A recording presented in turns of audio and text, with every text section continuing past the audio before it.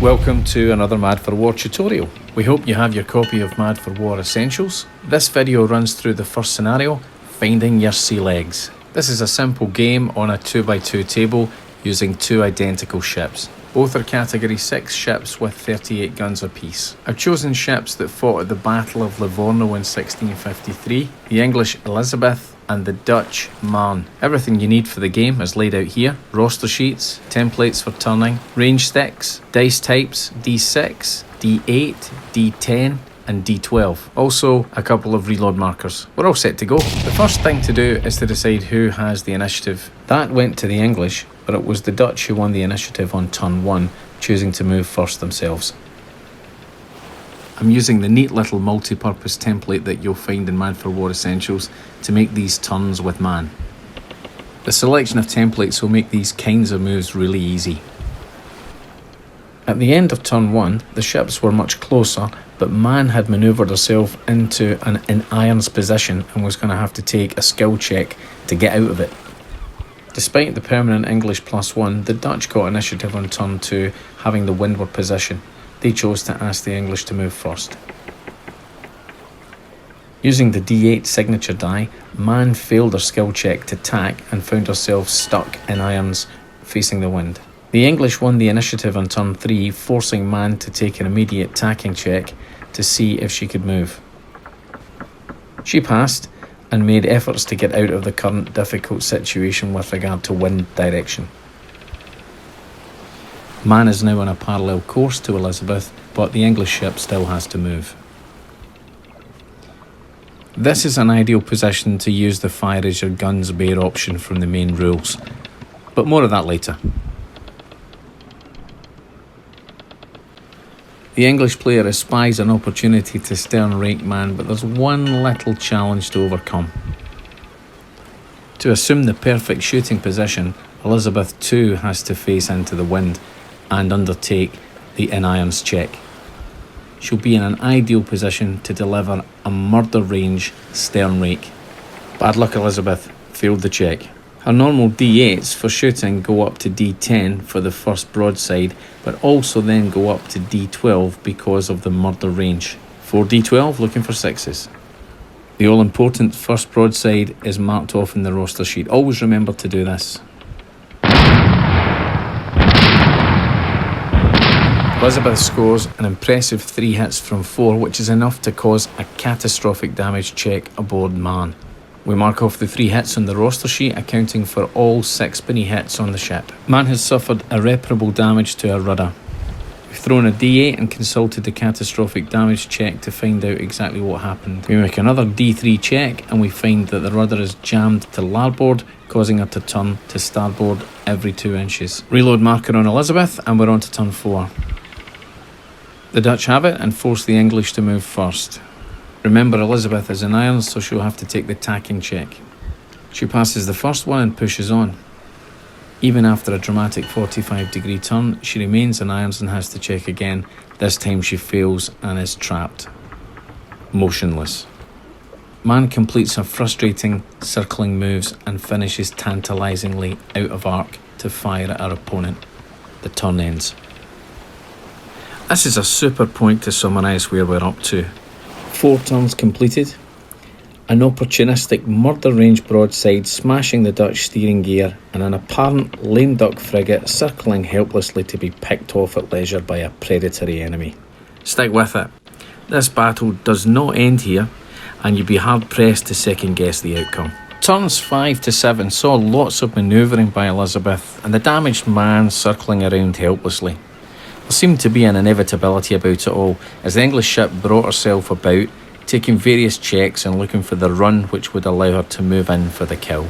In terms of game time, these turns took only a few minutes. Most of the action was based around dealing with wind and remaining mobile. When you become comfortable using the full rules, such periods are used for dealing with running repairs.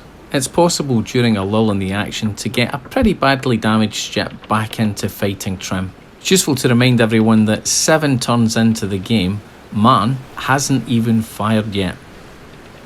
The sharp-eyed amongst you may have noticed on the roster sheet that Man's captain is none other than Cornelis Tromp, son of the famous Martin Tromp, and a man who would go on to be no mean admiral in his own right. You will be getting used to the game turn sequence watching these highlights.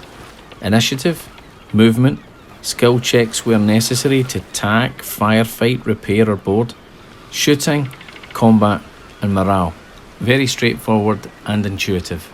It may appear to some that this game is already over, but naval wargaming is particularly unpredictable, as you're just about to see. We came to turn 8.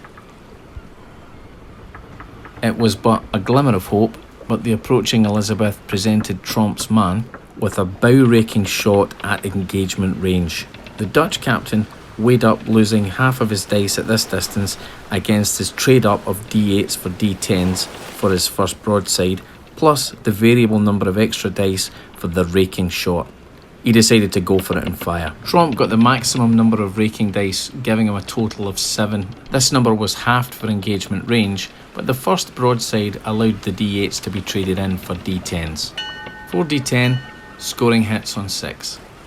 I don't know whether it was damp powder or Dutch fatalism, but this was an appalling result. 1 hit from 4. Even to me, with loads of experience of these games, it looked like Tromp was down and out, but never write off a Dutch sea captain. Although Man continued to circle helplessly, she reloaded quickly. Then, another really unexpected opportunity presented itself. As Elizabeth closed, it was clear that both ships were going to line up broadside to broadside at murder range. There was another chance open to Tromp. The English ship was broad-reaching, so had a little bit of extra movement. This created almost perfect symmetry. Both ships had already fired. Both were still able to fire with 4 dice. It was going to be who blinks first. Absolutely outstanding shooting from Man. By contrast, Captain Reeves' gunners literally blew it with no hits whatsoever. So to borrow a phrase, game on. The catastrophic damage check for Elizabeth resulted in her losing many crewmen. This was going to affect shooting and turning. The battle had been equalised. The Dutch ship was by no means out of the woods. 2 turns later, Elizabeth was able to fire another raking shot, which brought the number of damage points for each ship to equal at 5. Man's circular trajectory meant that her options were very limited. It was all up to Elizabeth. Turn 14 offered the golden chance, a boarding opportunity. Tromp grabbed it with both hands, and we had a fantastic climax to the game. Category 6 ships began boarding combat with 2 signature dice. Neither has marines or other modifiers apart from +2 each for loaded guns, and this cancels out. This leaves a straight roll-off. If the first round is inconclusive, there will be a second round as Elizabeth is yet to activate and has been pinned by Man's initiative-driven boarding action. Tromp scored 13, Reeve 7. A difference of 6.